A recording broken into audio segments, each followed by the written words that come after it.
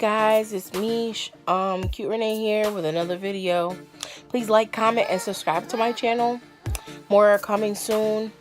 I just wanted to talk to you about something that's been weighing on my heart. You know, I'm such a real person. I got time, half the time, but you know, when I was younger, I was in like middle school.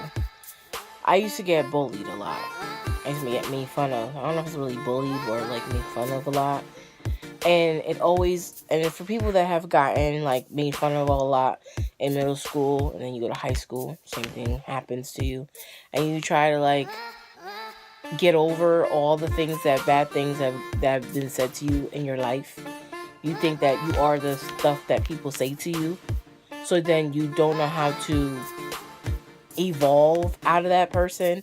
You feel like you're that same sensitive person and that same person, all those same names, you feel like that person because these names have been said to you all your life or just from that time period, that you hold on to everything that people say to you or the way that they look down on you because you are who you are.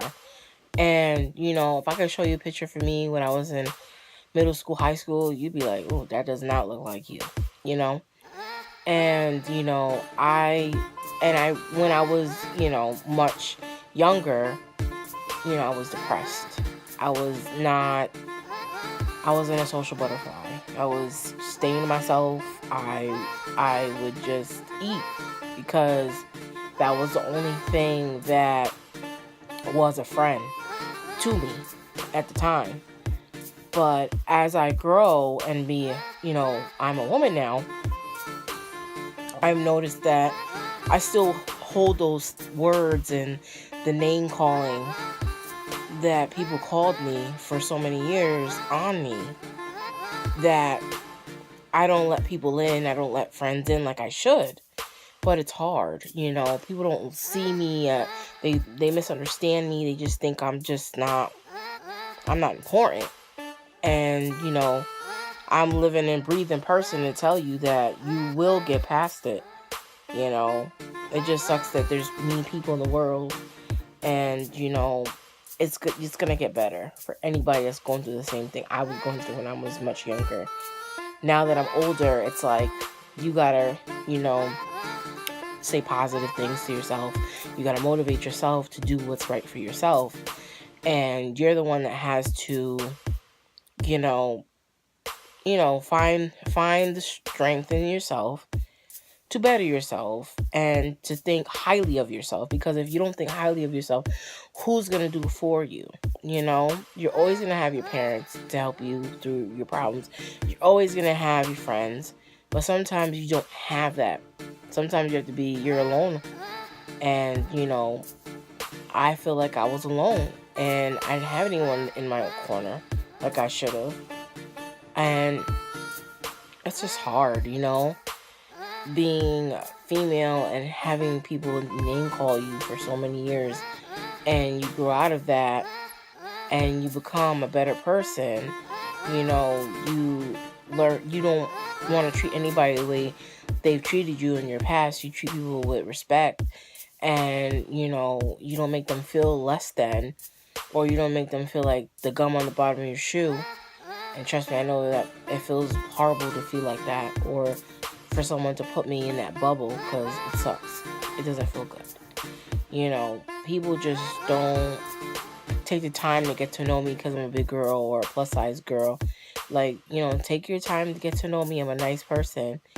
And I think that's what's going on in the world. Society looks at thin is better, beautiful is better, oh, it's healthier.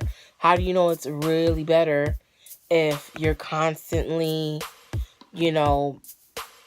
putting someone down because of their size, or putting them down because of what they look like, or putting them down because they're too dark, or putting them down because they're too light? How do you know what's better for that person?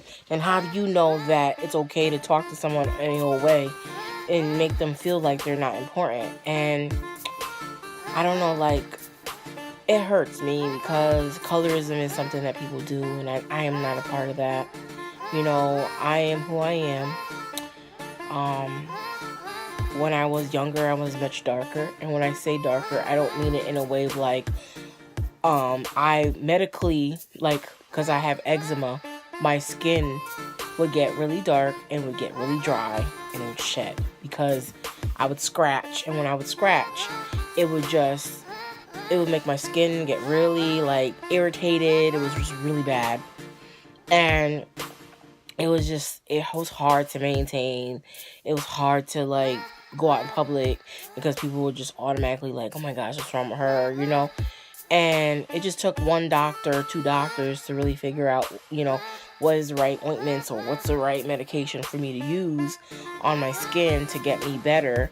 But still, it's hard because that skin was like, I mean, the only thing you could see was my features, was my face, like my eyes and my nose and my mouth, and that was it. Everything else was just, you couldn't see it because I was just constantly having dry skin and flaky skin, and it was irritating.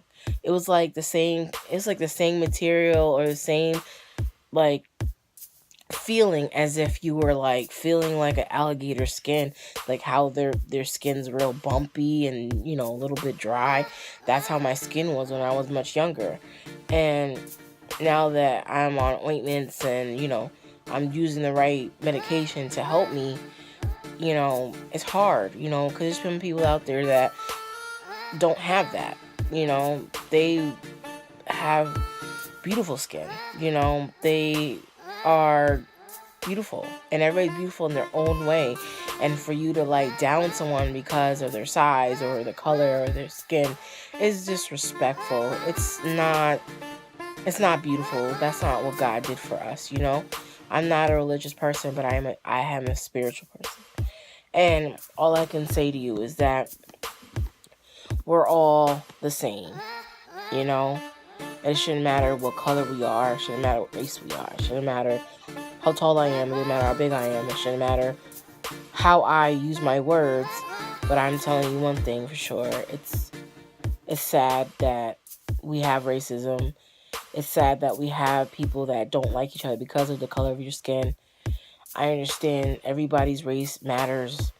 Everybody does. But if we don't have each other if we don't have everybody's race on this earth to tell our story because we keep killing each other, who's going to be around to tell a story in the future?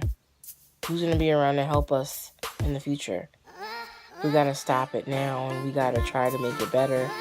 I know this is coming from, like, left field, but I feel like this needs to be said because if we don't help each other, I know we don't, you know, stay together, our kids are going to have the same problem. People's children are going to have the same problem. I don't have children, but I'm saying, like, if we don't open up the lines of communication and start educating our children about different races and coming together and not hating each other, I think that over time, it will be a cycle of good and love, and people will want to, like, have their children around everyone, you know. So this is all the message I wanted to say. I wanted to make sure that you hear where I was coming from. More videos will be coming soon. And this is Cute Renee. Like, comment, subscribe, and hit the notification bell. Peace. Period.